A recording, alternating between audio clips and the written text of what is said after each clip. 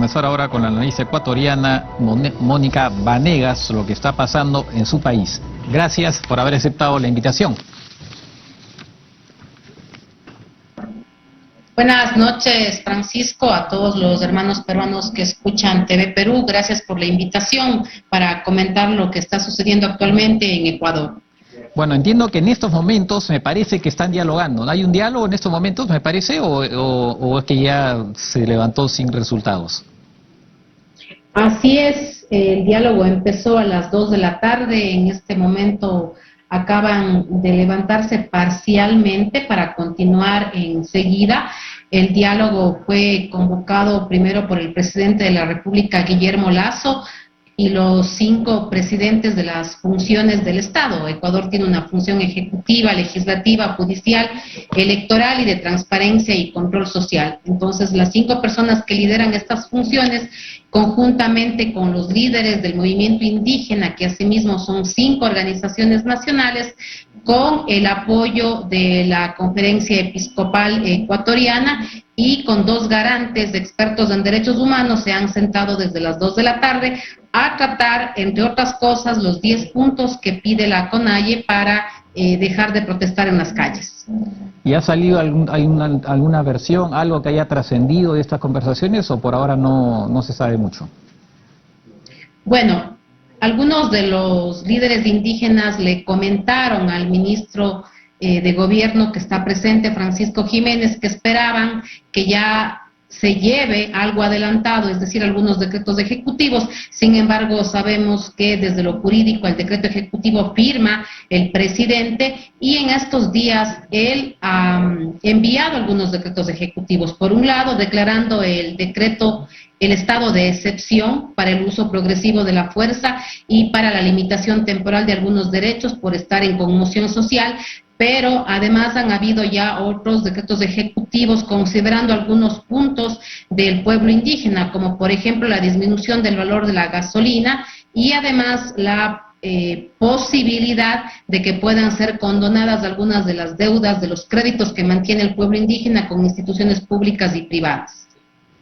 De acuerdo, ¿con instituciones privadas se puede condonar eso? ¿Quién les paga a las instituciones privadas? Ese es un tema que está precisamente dentro del debate a través de redes sociales por expertos constitucionalistas, y claro está, no podría hacérselo de una forma directa como si fuera un crédito ante institución pública, pero por una interpretación con decreto ejecutivo a través del presidente de la República podría de cierta manera plantearse alguna salida. Ya, porque incluso instituciones públicas de todas maneras son instituciones que, bueno, que tienen que funcionar, y si se les deja de pagar, pues van a tener que de repente recibir alguna ayuda del gobierno, del Estado, para que puedan mantenerse a flote, digo yo. No sé cuánto será el tamaño de esas deudas también, ¿no? Así es, de acuerdo con lo dicho. Sin embargo, sumando todos los créditos o la deuda que pueden tener los agrícolas y el pueblo indígena con las instituciones, no creo que sea una cantidad tan significativa. Sin embargo, se está planteando la posibilidad de que pueda darse eso, y voy a comentarlo cómo. Se puede condonar las deudas de ciudadanos con entidades financieras públicas. De acuerdo con el artículo 385, las entidades financieras directamente no. Sin embargo, en el artículo 207.1 se permite con decreto ejecutivo y bajo ciertas condiciones. Entonces, creo que lo primero, debe existir voluntad política y el presidente, a través de sus asesores, buscar una salida jurídica que tampoco ponga en desventaja o en indefensión a las instituciones financieras públicas y privadas. De acuerdo. Estaba leyendo también que una de las cosas que el gobierno que había hecho era otorgar un subsidio del 40% para el precio de la urea, que es un tema que también acá nosotros enfrentamos. No hace tiempo que queremos comprar urea, pero todavía no sale.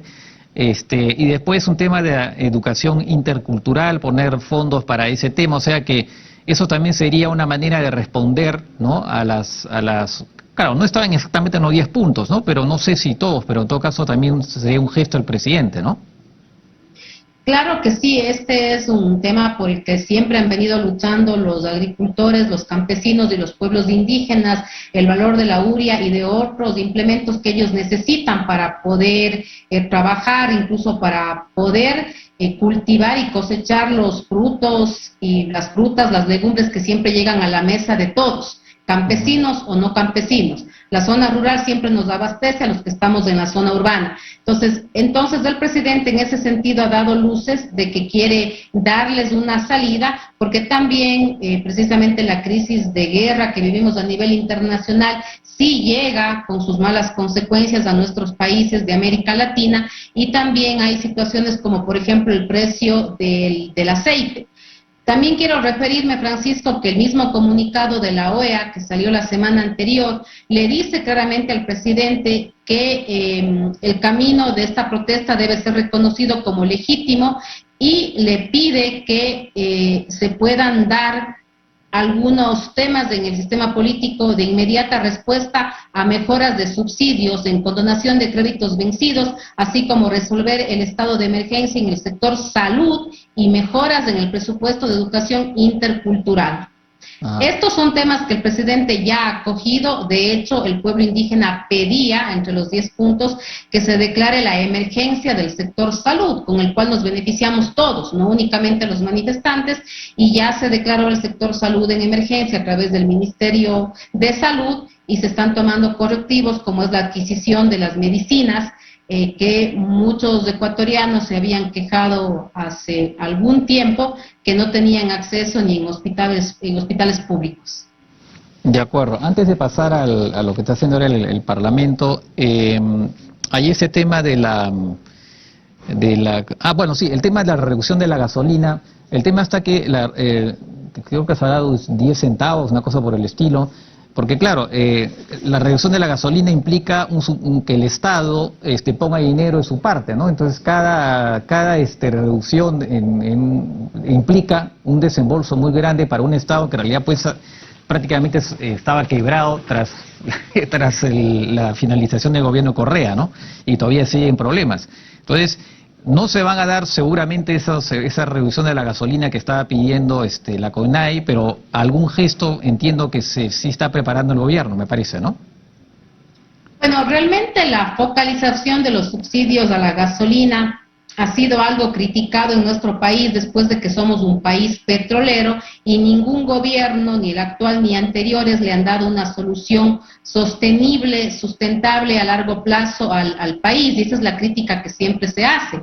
Por un lado, están quienes argumentan que la focalización de los subsidios termina beneficiando a las élites económicas en el país y que no es algo que favorece directamente al pueblo ecuatoriano. 10 centavos menos en cada galón de gasolina implicaría, según algunos expertos, 264 millones de ahorro desde junio 2022 a mayo 2023, por ejemplo.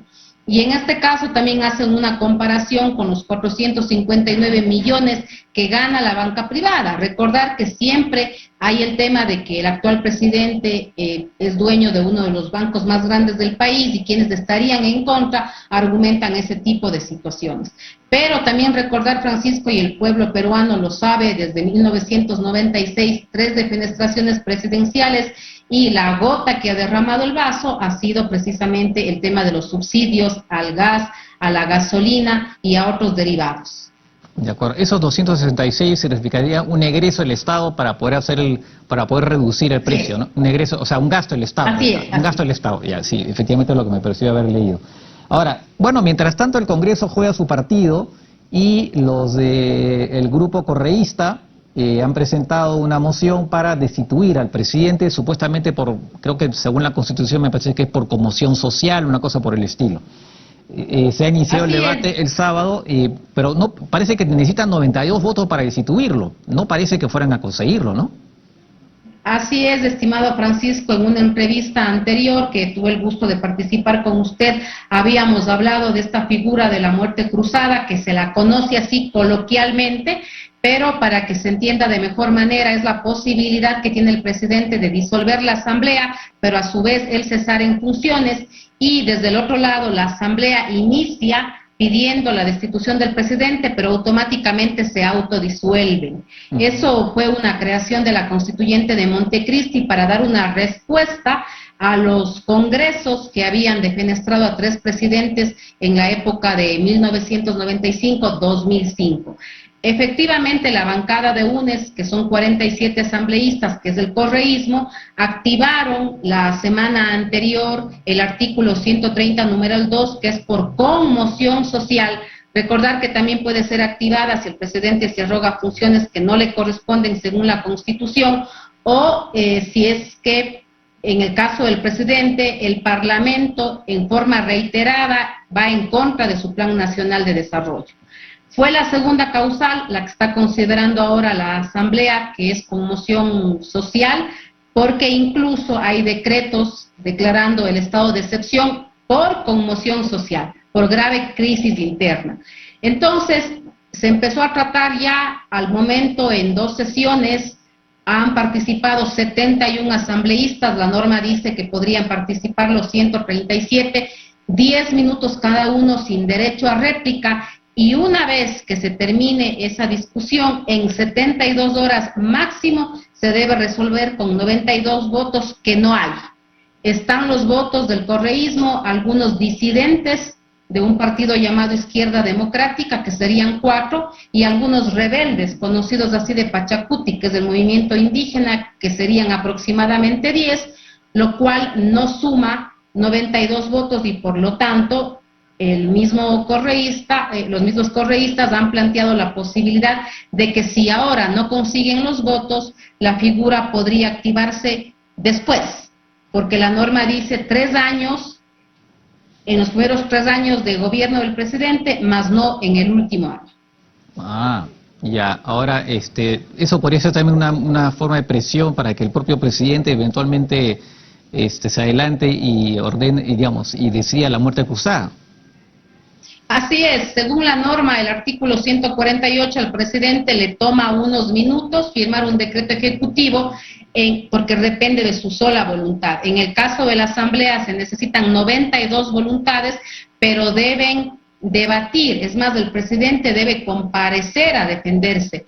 Se lo hizo no a través del presidente, él pidió que vaya el secretario de la Secretaría Jurídica, Fabián Pozo, leyó una carta en donde argumentó de parte del presidente que ya no había conmoción social, 1, porque se había iniciado un diálogo con el pueblo indígena, y 2, porque se había derogado el decreto de excepción que en un momento hablaba de conmoción social y graves crisis políticas. De acuerdo, para reemplazarlo después por otro. Pero ahora, finalmente, no se ha levantado, una cosa que me quedó la duda, ¿se ha levantado ese famoso estado de excepción en esas 6 provincias, 6 regiones, que es lo que exigía precisamente el señor Issa? ¿Se levantó o no? Porque al final encontré 2 noticias contradictorias.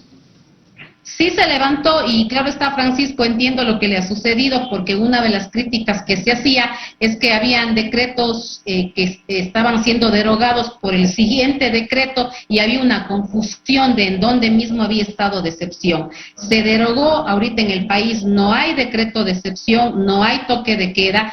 Es más, en la mañana el pueblo indígena, liderado por estos 5 líderes, entre ellos Leonidas Issa, que es el más visible, el que empezó esta protesta social, hicieron una protesta pacífica y llegaron cerca de Carondelet.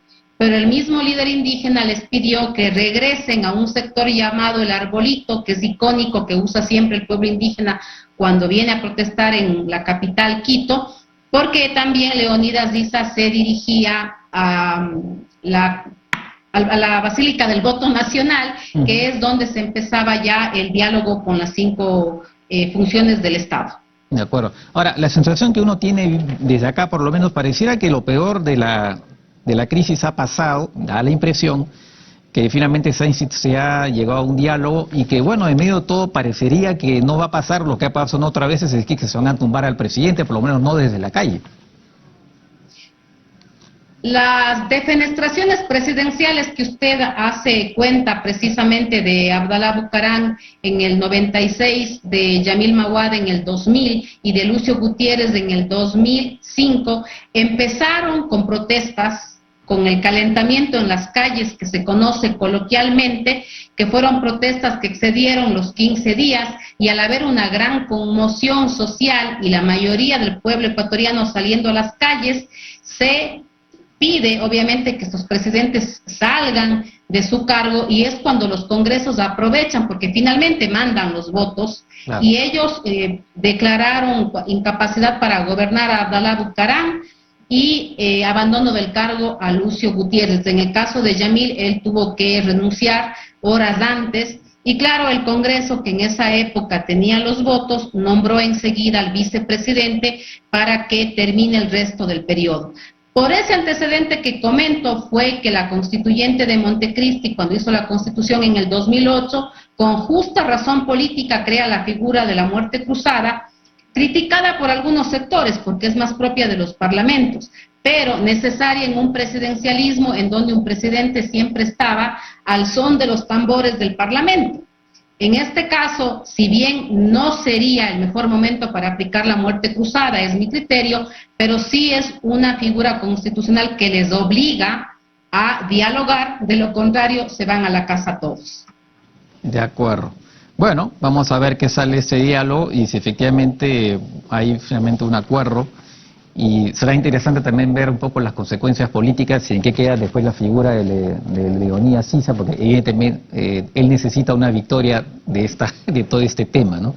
Así que bueno, y también cómo queda el presidente Lasso también, ¿no? Eso va a ser interesante ver cómo quedan esas dos figuras después de este mano a mano, por decirlo de alguna manera, porque en realidad hay otros actores en medio de todo esto, ¿no? Yo creería que si no se consiguen los 92 votos, el presidente de cierta manera podría quedar fortalecido en la Asamblea Nacional frente a las 5 bancadas que realmente no le han dado gobernabilidad en este más de año de gobierno, queda debilitado frente a la ciudadanía. Me parece que Leonidas Sisa gana muchísimo, el día de hoy se comentaba que conoce más de la realidad social, de las cifras macroeconómicas, de los indicadores de inversión social, de las leyes y de los derechos, más que muchos asambleístas y políticos en el país. Creo que él quedaría en un buen momento porque de cierta manera está consiguiendo que varios de los 10 puntos se den a favor de lo que él ha pedido para el pueblo indígena y para el resto de los ecuatorianos. De acuerdo, de acuerdo. Muy bien, estaremos al tanto entonces. Gracias, Mónica, por estas explicaciones y eventualmente conversaremos nuevamente en otra oportunidad. Muchas gracias, un abrazo para ustedes.